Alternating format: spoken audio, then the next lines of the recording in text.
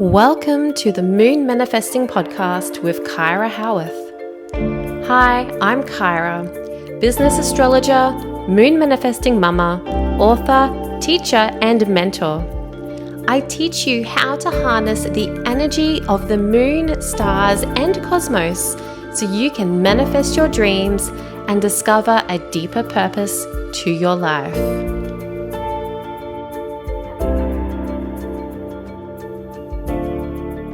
Welcome to the Moon Manifesting Podcast. Today we have a very special guest joining us. We have Lisa Hardee, who is a family aromastrologist.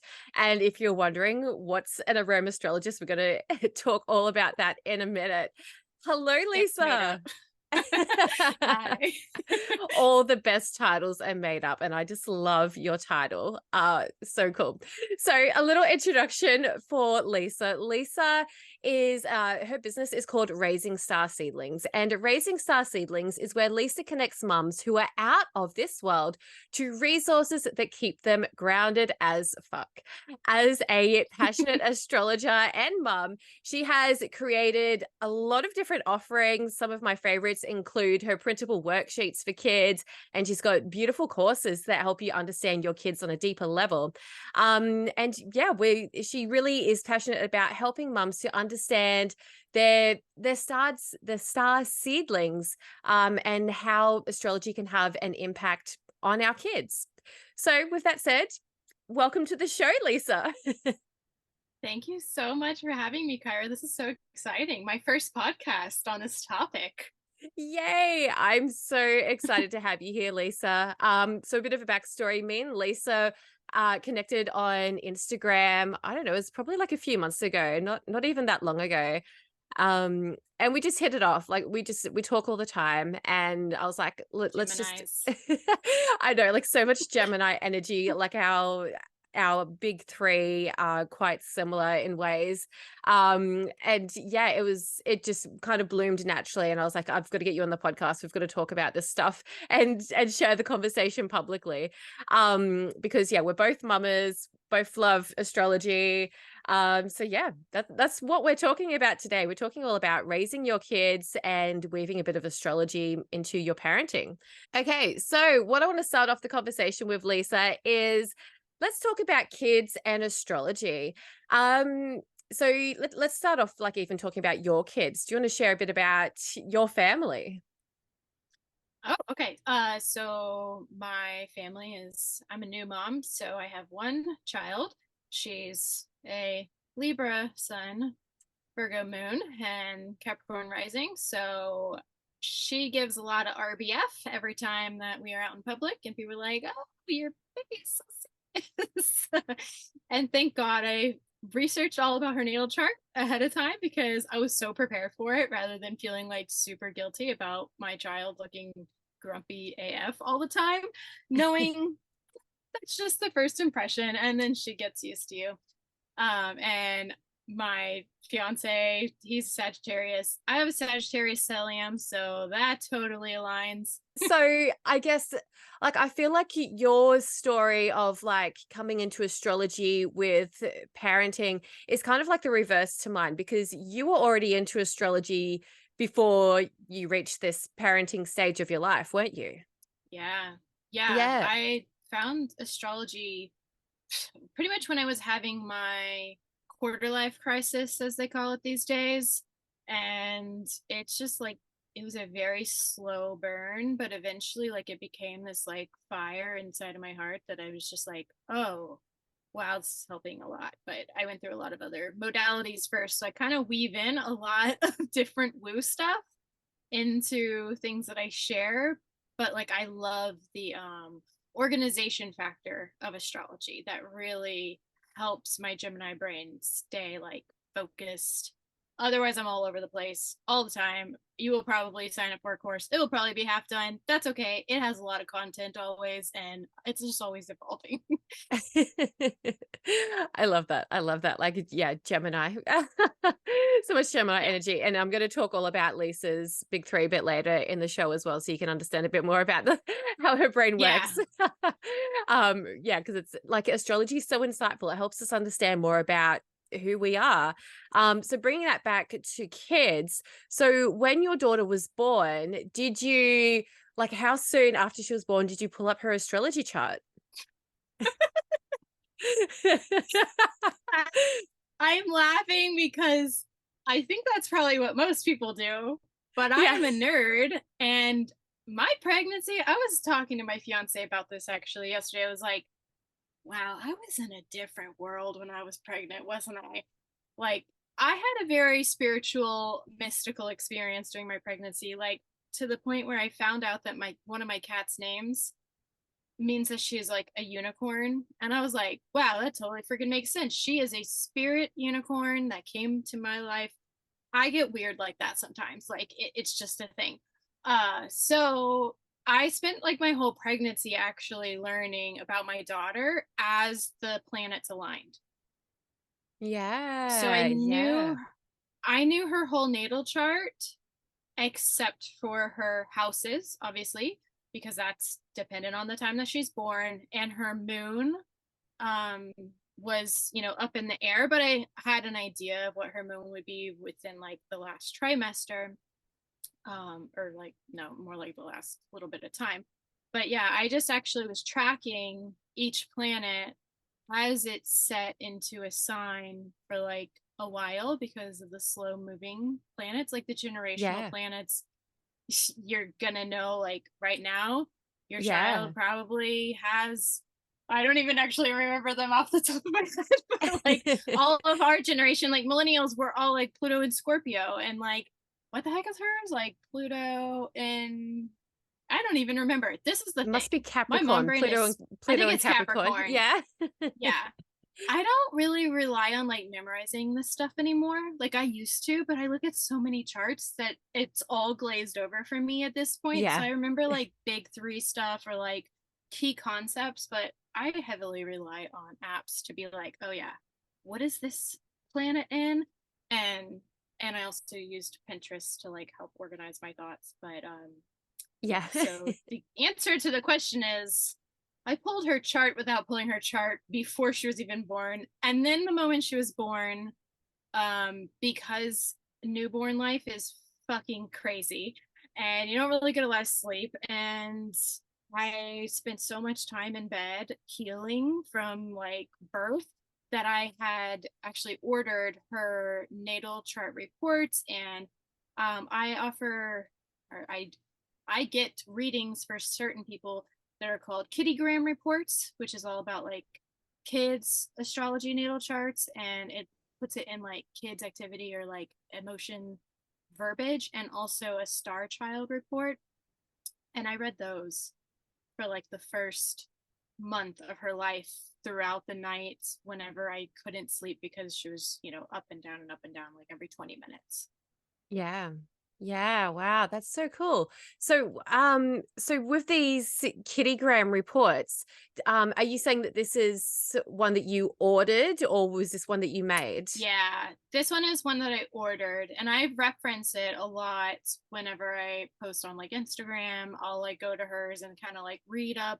That's where I learned a lot of the children's astrology like basics from, and other books over time. But those reports that I ordered were really helpful. I can always order them for you if you're like, how the heck do I find this? Because astrology software and resources can get very cumbersome to like get through and like get to. Yeah. But yeah, I just ordered those, and then that's really kind of what inspired me to start making these resources, because I was like, wow, I wish my mom had stuff like this whenever I was growing up, because I was a Scorpio. Shit was hard, and like there was many breaking points in my life that my mom didn't know how to support me. And she's a Scorpio too, so that's kind of weird. I have not figured out that thing, but if she understood the inner workings of Scorpio like life, I feel like she would have a much better understanding of like how to deal with my emotions that were very, very intense for a very long time as a child and into my teenage years. Yeah, So that's why I started making absolutely. this stuff. Yeah, yeah. Well, that was going to be my next question. Like what led you to where you are now to raising star seedlings, your business? I'm wondering like if that was something that came about during pregnancy or if it was something that kind of evolved after the birth of your daughter and obviously you were already very into astrology. Yeah, I'm really curious to learn about how your business was born. Okay, yeah, it's very much the way that I roll as far as kind of all over the place and meandering.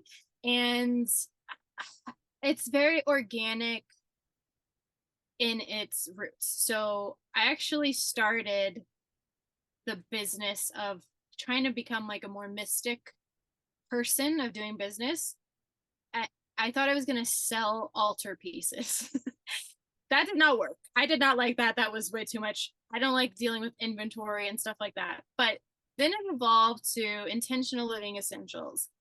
And I focused on syncing with the sun seasons and like the moon cycles for a couple years in just like my own life. But as a Gemini, like, as you know, it's just like I like to have fun and like kind of get weird with stuff.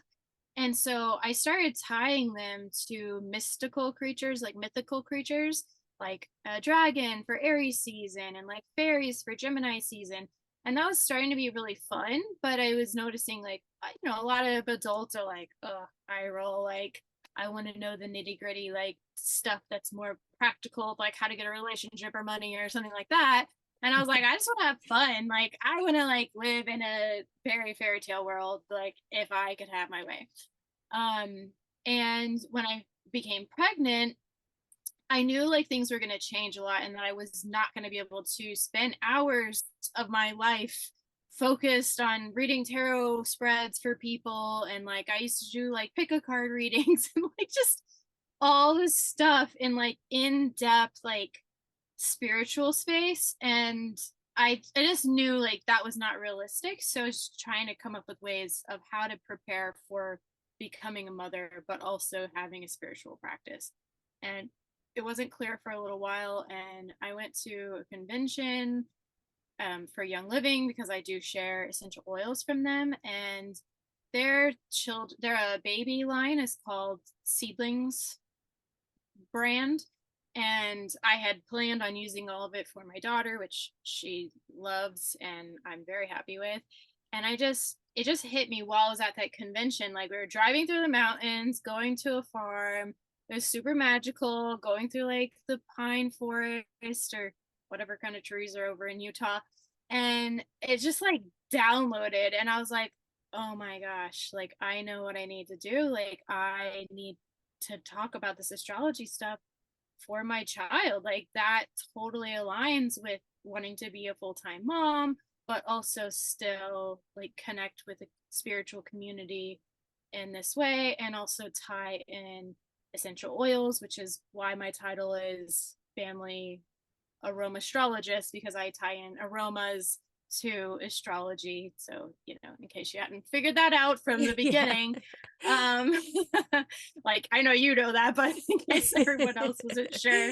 Yeah, no, that's So really good. Thank you for that's sharing about the aroma how. astrology because yeah, no, that Yeah. definitely spells it out. But this is so cool, like hearing the evolution of your business and how that came about. What do you feel is like one of the most important things on looking on a kid's or a baby's natal chart? Like what is something that mums should maybe be looking at, particularly if they don't really know much about astrology? Is there one thing that's maybe more important, like their sun sign, their moon sign, their rising sign, or something else? At whenever you ask me that, no, my gut is like the whole thing matters. Like, and I think that is the point. Is astrology is super complex, and it's like saying asking a person, "Who are you?"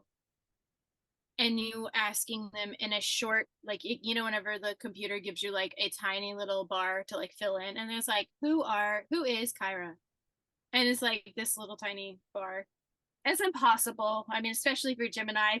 Yeah, like you might like I just don't even approach those questions because I'm like, I can't do this. even this Yep. 30-minute podcast, I'm like, oh God, like, I don't know if I can handle like this type of timeline. And so like the whole thing really does matter. It, but the nice thing about that is that that means you can start anywhere. You can start with any of the aspects. Like if you are just like, ooh, I really like Pluto because it's like the rebel, like planet, not planet, then learn about their Pluto sign. Like you'll actually learn about your child and the children that they're playing with, probably because they're all going to have the same Pluto sign. But then if you're like, oh, I just love being out in the sun, and like if you're really vibrant, then maybe you learn about their sun sign. But if you're like an emotional person and you're like, I cannot handle this child big feelings, then you need to figure out what their moon sign is and learn about how to like ride those waves, because they're going to be really watery and like they could become tidal waves if you don't know how to manage them, like my mom. Definitely. So I think what you're saying here is that you can kind of pick the part that you want to learn most about their chart. So for example, if you want to learn about Yeah. their emotions, look for their moon sign. If you want to learn about, like, I don't know, how they rebel, then looking at their Uranus, or like Yeah. looking at yeah, you can kind of pick and choose to figure out what you want to learn about your child. um so let's go back to moon signs for a bit, because I feel Okay. that moon Yeah. signs, when we're talking about kids, often, like, they have some challenging emotions, and they maybe don't know how to express those emotions, especially like when they're babies and they're nonverbal. Yeah, my Their daughter main is yeah. their main way of communication is like simply to cry, because they, obviously can't express that. But like we've also been talking about essential oils. So I want to maybe segue the conversation into how we can use essential oils for kids. And I'm kind of leaning towards like maybe supporting their moon signs with essential oils, but I'll let you take the reins of the conversation and share what you want to share here about essential oils and kids. Okay. Yeah. So there's a lot on essential oils with kids, and there's a lot of controversy. So let me just like give like that warning ahead of time, because I know that there's going to be some of you watching this and you're going to be like, oh, I'd never give a kid an essential oil. Then just don't listen to what I have to say right now. It's okay. Like, if you're not into it, that's totally fine. I'm into it. So, like, we use essential oils all the time. I literally gave my baby a bottle of ylang ylang today, and I was like, just hold this, because she's a Libra, and she's not just whining now. Now she's doing the like, oh, like throw her head back, and I'm like, oh God. But I'm not saying you should do that, because that's not necessarily safe. But I was watching her. So essential oils in kids, gosh, that's like such a loaded question. I do feel like a good doorway into using essential oils with kids is through their moon sign and their emotions. And the reason is because I have like a blog, I think it's scheduled to go out on this subject. Like the sense of smell. So I do sensory play, like everything. Like everything's about all the different sensory play. And as you know, there's 5 senses. It's really important to get them using like all their senses when playing, and like certain ones are like we tend to like lean into more than others, and like we want to make it like a holistic experience so that they're well-rounded children. Well, smell is different than the other senses. So smell, it has like a shortcut to the system that leads to memory and emotions. The other senses have to go through like a certain channel to like go through something scientific that I could not even tell you the word, and then eventually it like will get to their emotions and like feelings. But smell bypasses that. They think it has to do with like how close your like nose is to the part of the brain that actually like gives you the feeling of emotions and memory. um so if you're wanting to use essential oils, and obviously like dealing with emotions with kids is like a very large part of your time probably, then I would start there. Just aromatic use of essential oils and smelling things to like evoke different emotions, or to help encourage certain emotions. Plants in general have so many known influences on our bodies. And like, if you've never used an essential oil or aromatherapy, you could just think of like where your favorite childhood place was growing up. And like, if you were to close your eyes and envision it, and I asked you, like, what did it smell like?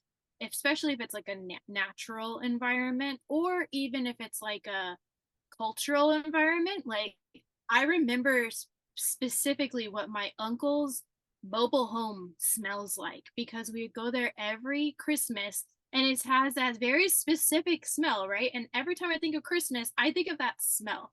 Or every time I think of the beach, I think of a certain smell. So it's super tied to those emotional feelings and smell. And I would just start with that. Like, if you learn about the child's moon sign, and then you're like, okay, well, like, I have a Virgo moon child. And Yep. I'm kind of terrified.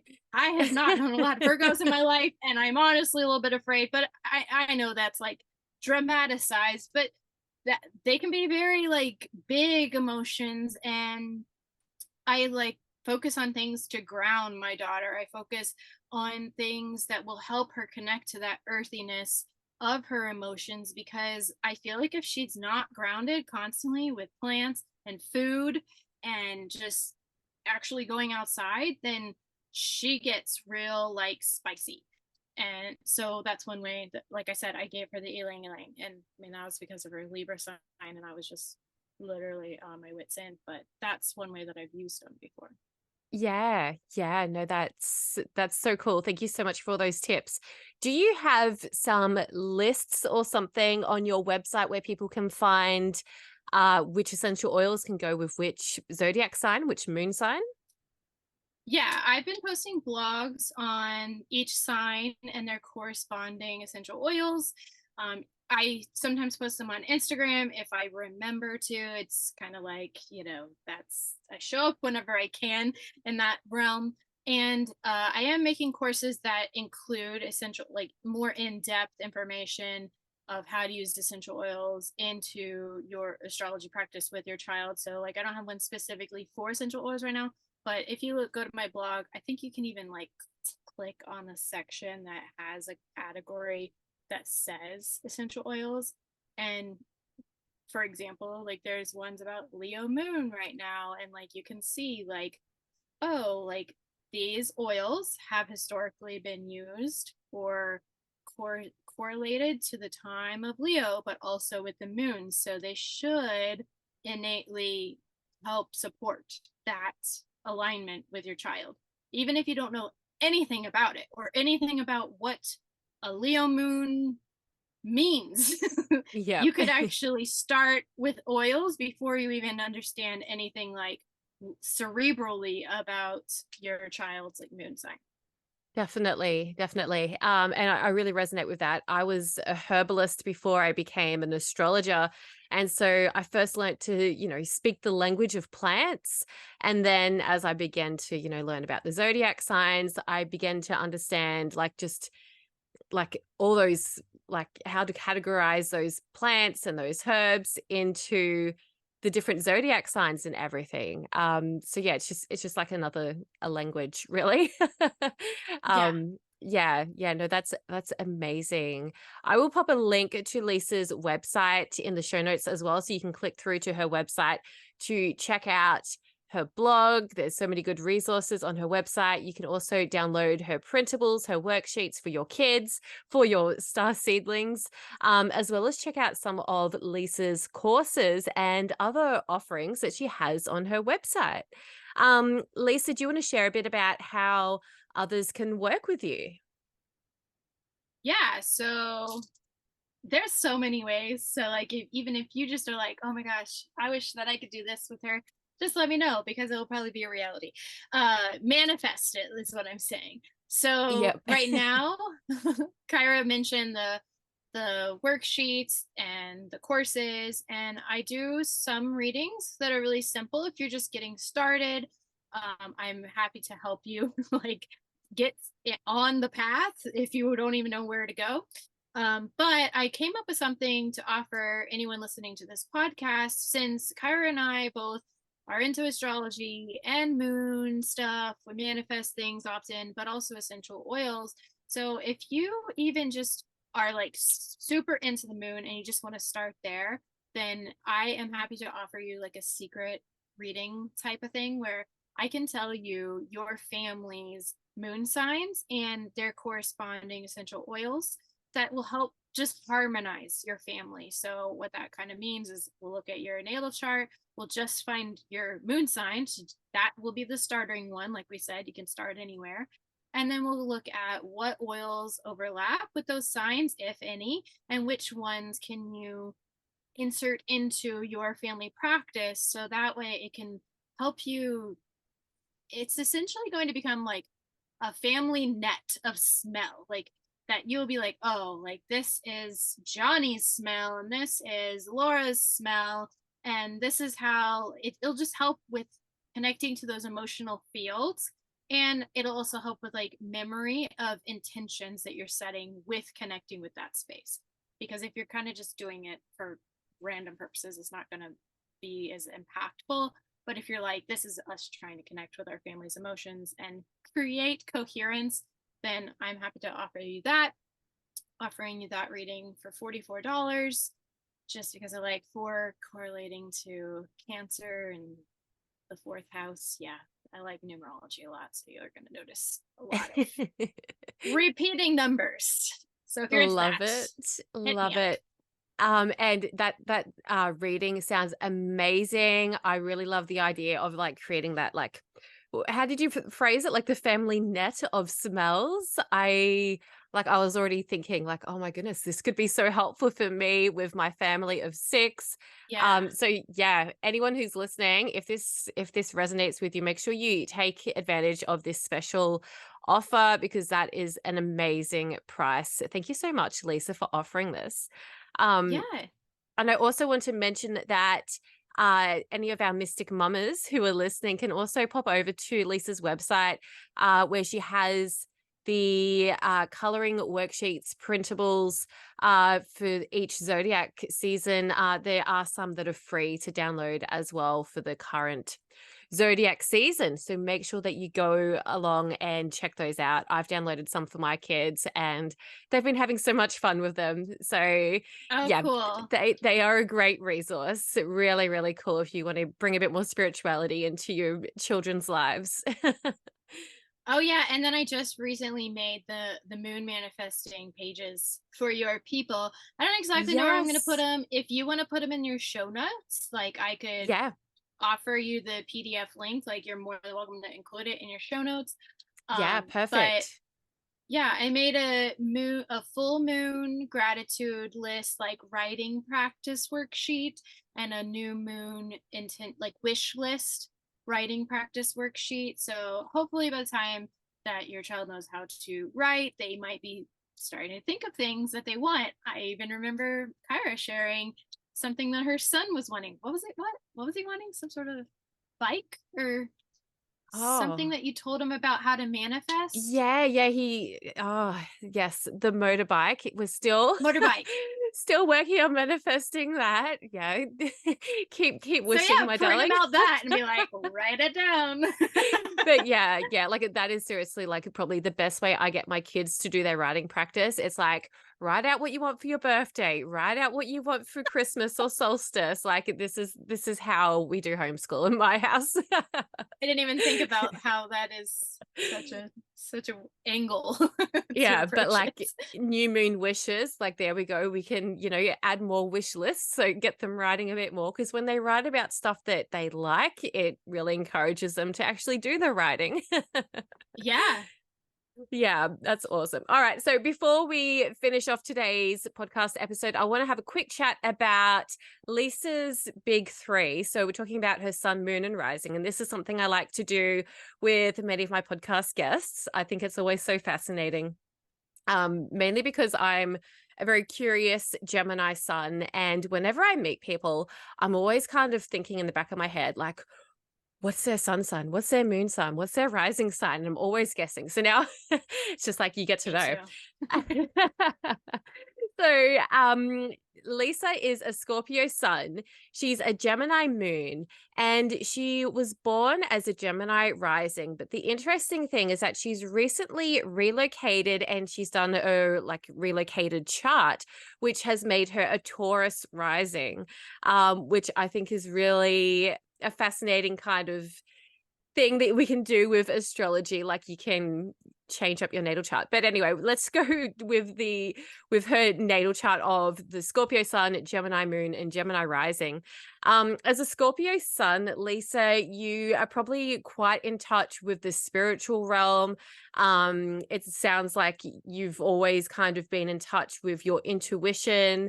Scorpio suns, they often have like a bit of, I don't want to say childhood trauma necessarily, but they often have it. Yeah. Nodding. I think Yep. that's safe. But it's true though. Like I feel like most Scorpio suns I talk with, like there's always like some sort of history. But they're kind of like the phoenix rising out of the ashes. Yeah. Once you get past the messiness of the childhood years, the Scorpios, they often bloom into something really beautiful, and that's what I'm seeing for you. Like you're really the phoenix flying high in the sky now. As a Gemini moon and Gemini rising, the Gemini energy really brings in some like kind of scattered energy. Like I already know you quite well because like we talk all the time, very sociable, and that really comes through with that double Gemini energy. I feel like it's a double whammy.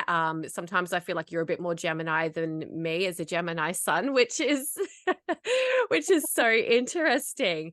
And it just really goes to show that like your sun sign isn't everything. Like I feel like a lot of people, they resonate with their sun sign, and their moon sign and rising sign just maybe, is just pushed off to the side. But for you, I see that you really embrace your Gemini energy through your moon sign and also your rising sign. And as a Gemini rising, like your rising sign is about the role that you play here in life. And Gemini risings are here to share ideas with the world as well as teach other people, which I think you're doing a really beautiful job through raising star seedlings, as you're teaching other mamas how to connect to their intuition, coming back to that Scorpio energy, and to bring a bit of spirituality into their families. So yeah, you're like really just living up to your big three. I love seeing how that's manifesting for you in your reality. Yeah, that is neat to hear. And yeah, that on the Gemini thing, it's embarrassing until you own it, and that's why I just own it. And Yeah, that's exactly. why I try to be very transparent. I'm like, this is gonna be very mom brain oriented, and luckily I feel like every mom can somewhat empathize with Geminis, Yeah. because the moment you become a mom, it's like you're almost forced into Gemini realm, even if you were like not into it, because there's just so much going on whenever you're Yeah. managing another human being. Yeah, that's right. And especially like when you have a newborn, I don't know if this is just like a Gemini thing or if this is just a mum thing, but like you're always like talking to the baby, even though the baby can't talk back from you, talk back to you. And it's kind of like you're talking to yourself all the time. Like, And you're like, oh, this is what I did anyways, but now there's actually a person there. yes. That's relieving. So like I'd just be like, pushing my son in the trolley around the shops, and like, he's just a baby, and I'd be like talking to him, and like, I don't know, people probably looking at me weird, and it's like, whatever. They Just being a say to do Gemini. that. They Yeah. encourage that for them to learn their linguistics. So I Yeah, well, think that's it's a true. very good thing. That's true. That's true. All right. Well, we will finish off our episode for today. Thank you so much, Lisa, for being on the Moon Manifesting podcast. I really love everything that you shared about helping to understand our kids on a deeper level using astrology, as well as supporting them with essential oils. Is there any final thoughts that you wanted to add before we end the episode? Yeah, well, I actually didn't even talk about an essential oil because we didn't have these questions planned, so it just gets all over the place. But I pulled out 4. Let's just pull a random one and we'll just say, if you are like, where do I even begin? Gratitude. So this essential oil blend, if you have it, probably put it on. And after this episode, just smell it and see like what you're grateful for about your child and about their emotions and about the things that make them unique to their specific star seedling selves. I'm actually really grateful that my daughter keeps me balanced as a Libra, and I'm excited that she is a Virgo moon, because with all the airiness and fieriness in me, like I feel like she's really encouraged me to become grounded more. So, and then also the Capricorn, like it's been really helpful. So just, yeah, be grateful for what your starless seedlings have to offer you and tie that emotion to a smell so that you can really remember it forever and ever. And yeah, thank you so much for having me, Kyra. This was fun. This is like so much that we could have talked about, and it's like that's the thing that's so lovely about astrology, is that it covers everything but also makes it like approachable at the same time. So thank you so much for having me on here today. Thank you so much, Lisa, and thank you so much for the gratitude at the end there. I popped a drop onto my palms too, and had a nice deep breath of that. So that was a really beautiful way to end our podcast episode today, filled with gratitude and with this beautiful scent in the air, this beautiful aroma. So thank you again. And I'll pop all of Lisa's links into the show notes below, so you can click through to her website, find her on Instagram, and download her worksheets. I'll pop the link down in the show notes. And Lisa, where can people find you on Instagram if you just want to share that here as well? Yeah, it's Raising Star Seedlings, just with a dot in between words. Yep, so raising.star.seedlings. Cool. Yes. So everyone, go check out Lisa. Thank you so much for being a guest here on the Moon Manifesting podcast. For all our listeners at home, stay magical, stay manifesting, and stay tuned. I'll speak with you soon. Bye. Bye.